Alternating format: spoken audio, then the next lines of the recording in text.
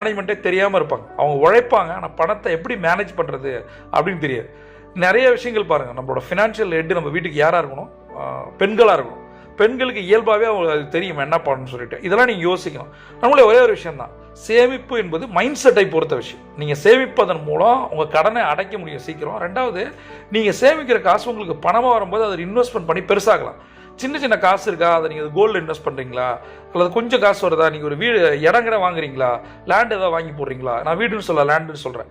இது மாதிரி ஏதாவது சேமிப்புக்கு ஏதாவது போங்க. அட்லீஸ்ட்டே பரவாயில்ல, லாஸ்ட் ஒரு தங்க நகை சீட்டோ, அது நான் ஒரு சாதாரண சீட்டோ, இலை சீட்டோ, ஏதாவது ஒன்று.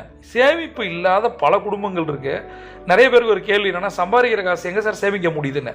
உங்களால் முடியும்.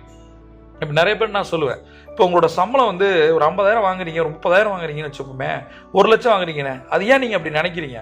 அதில் ஒரு 20% இல்லைன்னு நினச்சிங்க. ஒரு 80,000 தான் என்னோட சம்பளம் நினச்சி பாருங்களேன். அந்த 20,000 இல்லைன்னு நினச்சி